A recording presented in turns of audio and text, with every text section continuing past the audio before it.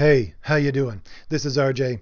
I thought it was best today to do another tactics video because I got this comment on my last video, and I've been getting this comment in various forms over the last little while since I started my channel, and it's basically this. Lady Hawk gave me this last comment, but all of the comments together are basically this. I'm on the left. Why am I suddenly being lumped in with these crazy far leftists? This is not what the left is. Okay, and that's a very good question because I've gotten the same question from people who are on the right. They're saying, you know, I'm just right of center. Why am I suddenly being called a far right whatever?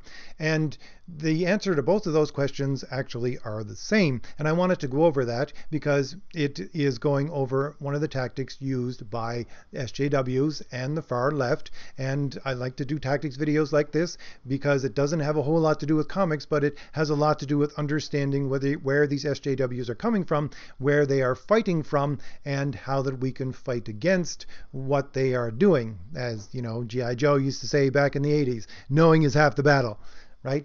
Do I sound like Flint? I probably sound like Shipwreck. Anyways, so knowing is half the battle. So we want to know where these people are coming from. So the answer to those two questions of the people who are on the right and on the left, why they're getting lumped in with extremists, is very interesting. Now, before I start into that, I want to say a couple of things that hopefully just to qualify in your mind what I mean about right-left. First of all, I don't like technically to use right-left as much as I do. I think it's a false dichotomy to do so, but it's the easiest jumping on point to most of these ideas. And I don't want to spend 5 minutes at the front of every video explaining political ideology. That doesn't work for trying to get people to listen to my videos. So I use right-left a lot. Number two being that when I say left in my videos, you know, most of the time, 99% of the time, I mean far leftists, okay? If I just mean people on the left in general, I usually qualify it and say that, people on the left in general. You know, so when I say left, I mean far leftists. I try to say far in front of the word all the time, but sometimes I go too fast and I just forget to do so, and I apologize for those times that I actually make that mistake. So the third thing that I want to say was, for someone who has studied politics, you know, at several different levels at university and spent more than 10 years studying politics,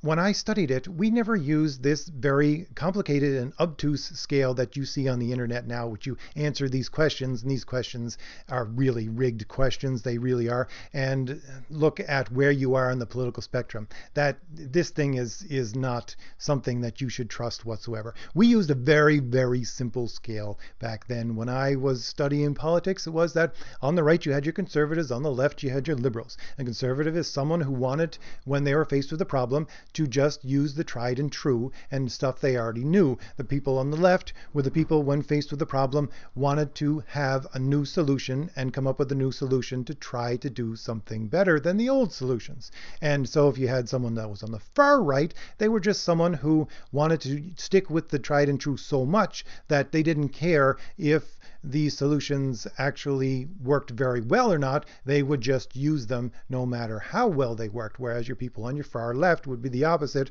and they would say, no, we are so ingrained in our mind with doing something new that even if our new idea sounds ridiculous, we're going to do it just because it's new.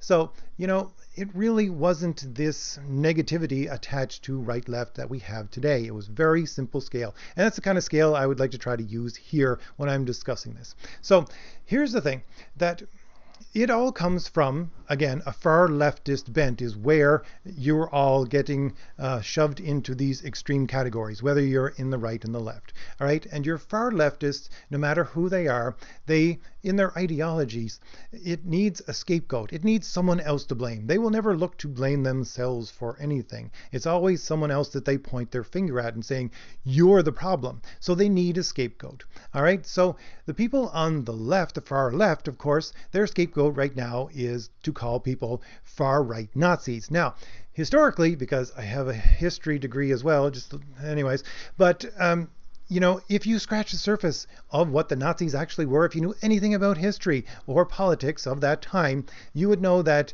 a far right Nazi is a contradiction in terms, because Nazis in their historical context are on the far left. They are the National Socialist Party. In history, that's what they were. They were socialists. They were big socialists. They had socialist programs. They had welfare. They had, socialized medicine, all these kinds of things. They were on the far left. And so Nazis were far leftists.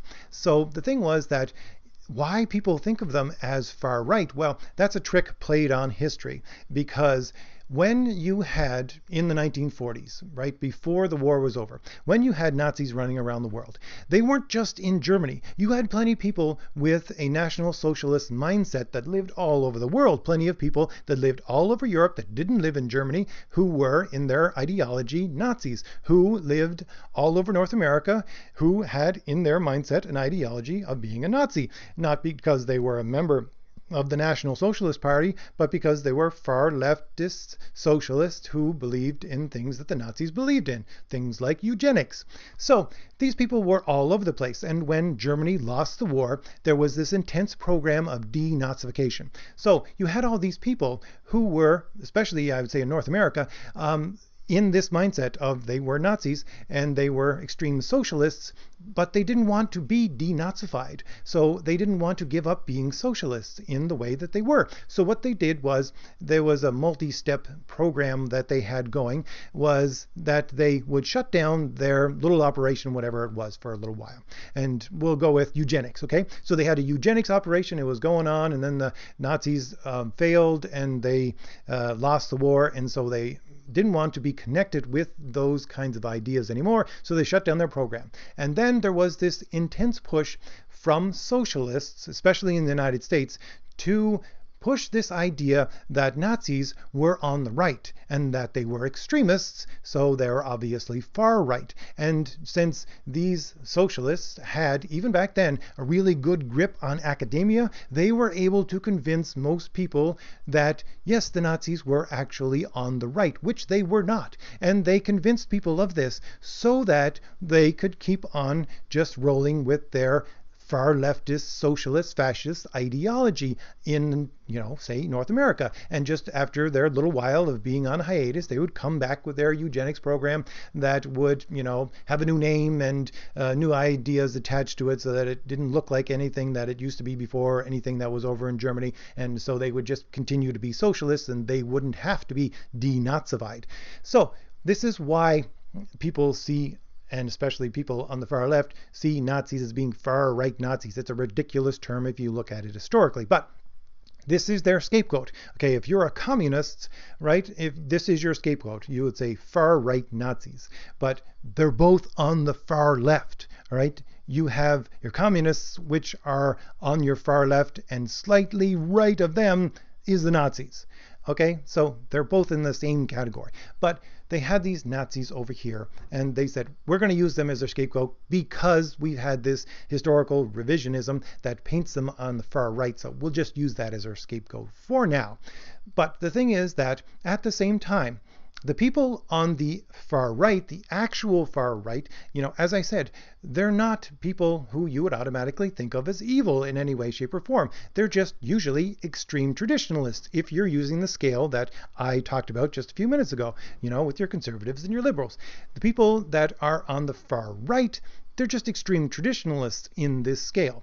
Now, the people on the far left don't want to hear from these extreme traditionalists at all. They want to get rid of them because usually these extreme traditionalists have a great amount of history on their side to prove their point, and since they have that history, usually someone within that time period of history, which could be 100 years or even thousands of years, would take their ideas and apply reason to them and actually try and pick out what is good and get rid of what is bad. And so they had a lot of good reasoned arguments, and they would have a lot of history on their side. So the people on the far left who always want something new, they wanted to get rid of everybody on the far right. But it's very extremely hard to paint those people as being the boogeyman that you can point your finger at and say they're all the problem. Why? Because these people, again, they're just extreme traditionalists. Think of, like, I don't know, the Amish, right? they're extreme traditionalists. You can't point towards the Amish and say, they're the bad guy, they're the cause of all our troubles, you know, these people who are living simply and want nothing to do with anybody else, right?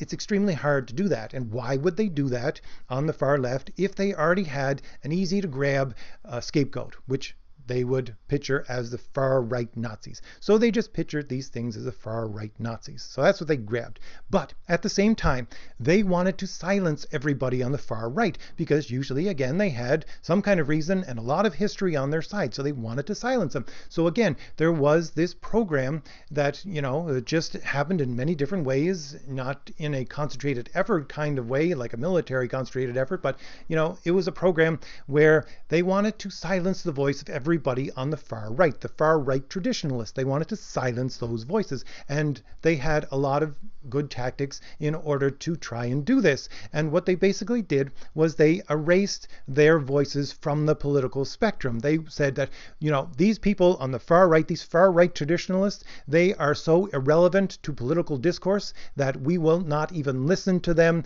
and we don't even have to consider what they have to say. So how this plays out and why it has to do with the questions that I had at the first of the video are as follows. So picture in your head a line, right, that goes from 0 to 100. Now your midpoint is 50. So everybody from 0 to 50 is on the left. Everybody from 50 to 100 is on the right. So you have your political spectrum here. 50 is the middle. So you who are just left of center, you're at, say, 45. And you who are just right of center, you are, say, 55. So you have your extreme socialists, like your communists, they would be at, say, 10. And you have your extreme socialists who are at, let's say, 20, right? I think that communists and socialists are much closer than that, but we'll leave it at that for now. And you have your extreme traditionalists who are over there at, say, 90. All right, so you have this scale here. Now, your extreme traditionalists, when they put up this scale, they would say, no, these scales have nothing to do with humans, and they come from a higher place than just human knowledge. You know, they're based on something like reality. They're based on something like nature. They're based on something like some kind of supernatural divine entity, you know, and it's unchangeable. All right, so you can't change this scale. But the people on the left, you got your far left extremists, they say, no, everything is just nurture. Everything is just made up of institutions that mankind is made up of. So all politics and all political ideology is just made up by man. Therefore, since man has made it up, man can change it any time he wants. And therefore, these people on the left, what they do is they use this thing, which is usually called squished or stretched perspective. So what you do in such a squished, stretched perspective is that you change the system. You move the goalposts, okay? You take your bar, you take your ladder, and you squish it down in order for it to fit your ideology. That's what it is. They are rigging the game with the scale in order to squish or stretch the scale so it makes it look like they're actually coming out on top every time. And that's what's going on here with the questions we had at the first. Because your far leftists, in trying to erase everybody on the far right, your far right traditionalists, from even counting on the scale of right-left, is what they did, and they accomplished it very well. So basically they said, these people are irrelevant to the political discourse, therefore we are erasing them from the scale. So people on your far left had done this, and what they did was they said, okay, we'll take 80 until 100, and we're just going to erase it from the political scale so that it no longer exists there. So here's what happens when you do that. If your scale is now 0 to 80, then where's your center point? Well, your center point is now 40, right? And if you were on the left, you are just left of center, and you were at 45, well, guess where that puts you now? Well, that puts you now on the right. Even though you never changed anything in your ideology or your mindset or the way you do things, suddenly you're on the right, not on the left. And at the same time, your socialists who were at 20, right? 20 was far left. But when you squish it down so that 40 is now the middle point, well, where's 20? Well, 20 is middle left, All right, they're center left now. So these extremists can claim, no, no, we're not extremists anymore. We're just center left now. So even though they didn't change and they are still extremists, they can claim that, no, no, no, we have not followed anything that is extreme. We're just center left now. Right? And of course, your people who were at 55, people who used to be just right of center, well, they're saying to these people who are just right of center, they're saying, well, look at you, you're moving towards the far right. Obviously, you're doing something wrong. You're moving towards the far right. And they're looking at the people who used to be center right, who were at 75. And since now the end right is 80, and they're saying to the people on the center right, you're extremists. Your ideas are extremists. And so they use all of this to say, especially to the people who were at 45, to say, look, you think you're on the left, but you're really not. You need to move further over towards the extreme of us and come on over this way. And so that's how they entice people over towards the far left. So they squish the scale so that it, in multiple ways, feeds into their ideology. And that's why you who have grown up saying, I'm on the left, why am I suddenly hearing all these things about these crazy leftists and either being lumped in with them or people calling me who have leftist ideas on the right? It's because the far leftists has squished the scale down. So whereas you used to be at 45 and that was at the left and you haven't changed, they have moved the goalposts so that the center point is now 40. And technically, according to them, you're on the right. And therefore, they would say, you're moving towards the right. You have been moving towards the right all the time, when you didn't move at all. It's the posts that they're moving. They're moving the goalposts, of course, to make themselves look better, to make you look bad, whether you're in the center right or center left. And they're saying, you're going to be extremist if you keep going in this direction, and so you need to come further left. And then they can start to discount everybody who is at 75, saying, oh no, they're extremists, whereas they used to be center right, even if they're not changing any of their tactics or any of their ideology. So this is what's going on.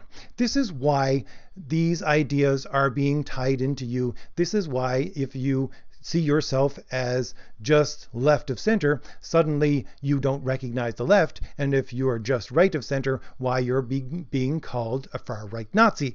This is what's going on, and this is what the tactic of the far left is. This is what the SJWs are using as their tactic to smear people and to say, no, no, no, you're not really on the left. You got to come more this way, or yeah, you're on the right, but you're moving towards the far right. Obviously, you're a Nazi.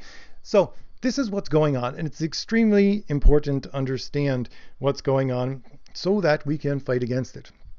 Anyways, hopefully I've given you something new to think about. Hopefully I've answered some of those questions that have been coming out in my comments. That's what this video was mainly meant to do. So if it did give you something new to think about, hit like, hit subscribe, leave me another comment, give me something new to think about. Your comments are always welcome, and I always take them into consideration, and they do greatly affect which video that I'm going to do next. All right, I'll see you later. Bye.